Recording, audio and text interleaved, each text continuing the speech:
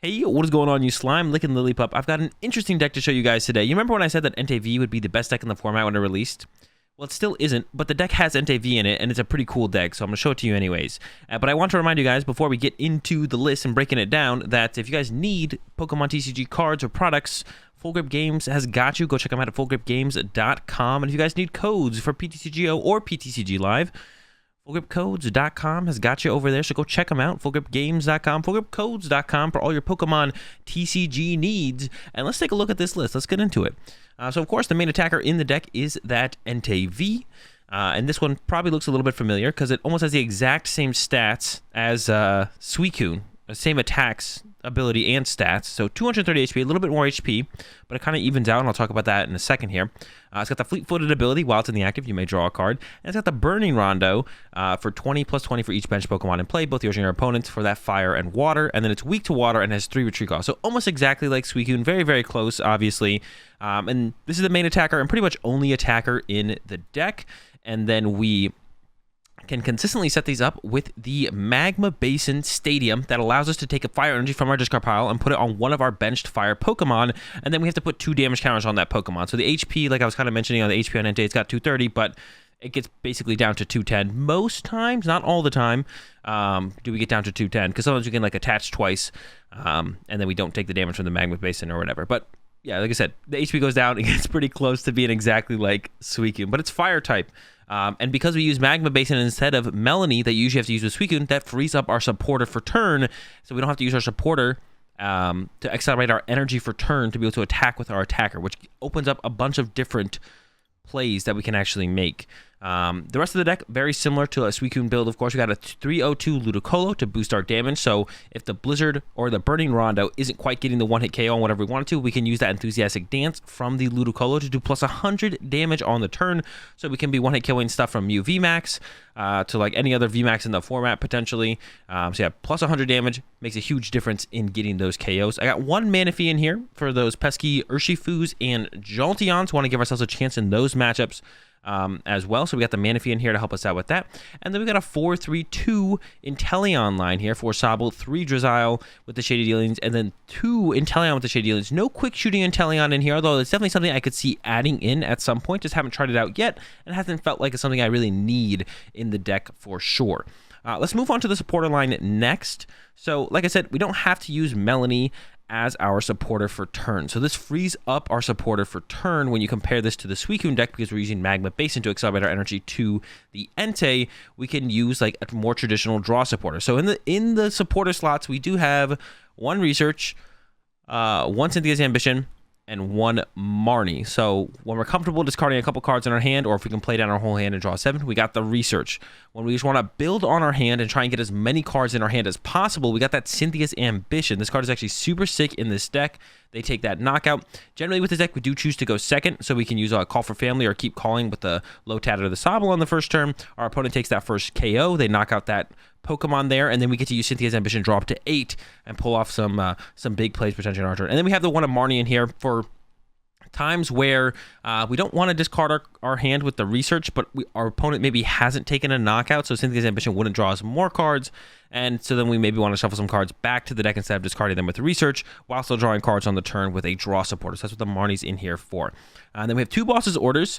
Unlike the Suicune build that plays Cross Switcher, so that you can use Melony plus a Gust Effect in the same turn, because we have the Magma Basin, we can Magma Basin to accelerate our energy, and then use something like the Boss's Orders to, you know, gust up one of our opponent's benched Pokemon and take the knockout on that. And then there's also a Raihan in here to help us accelerate energy into play, but also get any card we would want out of our deck. And this specifically combos very well with Heat Energy, actually, for the Arceus matchup. So Arceus is usually hitting, you know, 180 if they got a DT. If they don't have a DT, they're hitting 200. If they got a choice belt, they can hit from like 210 to 230. But if we put a Heat Energy on our Entei with the Raihan, meaning we don't take the 2 damage from the Magma Basin, then we're swinging, or then we have effectively 250 HP, which can be hard for Arceus to get through, and then we can make a pretty tanky Entei. And on top of that, we actually play 1 Cape of Toughness for situations like that, so we can make a really, really tanky Entei with the Cape of Toughness. So that's really good in there. The other tool cards we play is one of Air Balloon to help create a pivot so we can constantly get into our Enteis or potentially move an Entei out of the active. That can sometimes happen. We generally don't want to open up with Entei. Like I said, we want to choose to go second, use Keep Calling or Call for Family, and then don't bench an Entei until we need it, and then we can put it in play, and then use Air Balloon or one of our Scoop Up Nets to kind of pivot into our Entei from there. The other tool card that we play is a Choice Belt to increase our damage by 30 to the V Pokemon, help us get those one-hit KOs, whether that be with or without a Ludicolo. Kind of depends on the situation. That's also why we play the one of Echoing Horn, so that we can put a Pokemon from our opponent's discard pile onto their bench, increasing our damage by another 20 damage. So when you combo all that together, you know, we could be going from doing, I don't know, 150 damage to your Echoing Horn. You use the Choice Belts, you use the Enthusiastic Dance, and then we could be doing 300 damage, which actually isn't quite enough to KO a Mew VMAX, so let's just say we're doing 320 damage, so we're KOing the Mew VMAX. But if it's something like an Arceus, then all of a sudden we're getting a KO on an Arceus out of nowhere. So the Choice Belt, damage booster, Echoing Horn, damage booster, Enthusiastic damage, big damage boost. For the Pokemon search cards, I got the 4 Level Ball, 4 Quick Ball, 3 Evolution Incense, and then 1 Ultra Ball. The 1 Ultra Ball, I didn't play this initially, but after playing a couple games, I realized that I need to be able to like use Shady Dealings to get an Ultra Ball, to get a way to get fire energy in the discard pile while also fighting Shady Dealings in Teleon, and you can't do that with anything else. So the Ultra Ball was definitely a necessary addition I found pretty early on. Love the Ultra Ball in there. For energy search cards, I do play 3 energy search, and this can really help us easily find our basic energy, specifically through Shady Dealings. Now we do play some non-basic energy in here. I mentioned the heat energy, which we run 2 of. We also play 2 capture energy because finding our basic Pokemon is really good. We don't want to play too many capture energy though, because of course Burning Rondo does take a fire and a colorless, so we don't want to like draw into 2 capture energy and then not be able to attack for turn. So 2 capture energy in here, and then 4 basic energy. And I play a pretty heavy energy search count specifically instead of a higher basic energy count, because I want to be able to find my energy through Shady Dealings.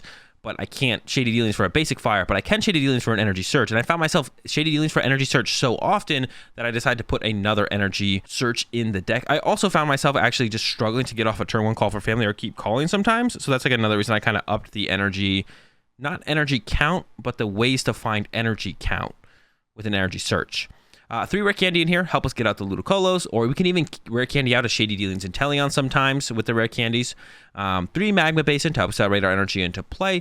Had 4 in there initially, but I found the more I played with the deck that, I mean, you really only attack with 3 Enteis. And we don't have any other attacker besides Entei, so we really just need to attack with 3 Enteis, you know, 3 times throughout a game. So we also only have 3 Entei in the deck as well. And yeah, between 2 to 3 Magma Basin plus the Raihan, and then sometimes we just get to attach twice to Entei. Like sometimes the way the game goes, we just attach twice to Entei, and then the Entei's attacking. So, and also sometimes our opponent whiffs a 1-hit KO on an Entei, which means we can just get a free turn to attach to another Entei, and so on. So yeah, 3 Magma Basin in there as well.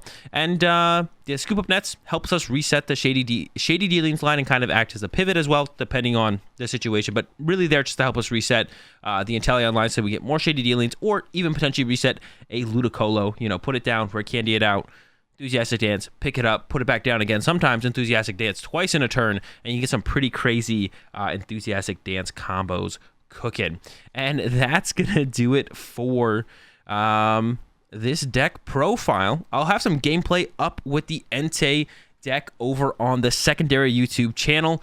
Check the description for a link over to the second YouTube channel, or click the little thing up here in the top left corner, and that'll take you over there as well, where I'll have some gameplay from the stream with the Entei deck. And by the way, I do stream every day except Mondays over at twitch.tv/AzulGG. First link in the description. Give it a click, give it a follow. I'll see you over there, and I'll see you on the other channel, and I'll see you soon in the next video.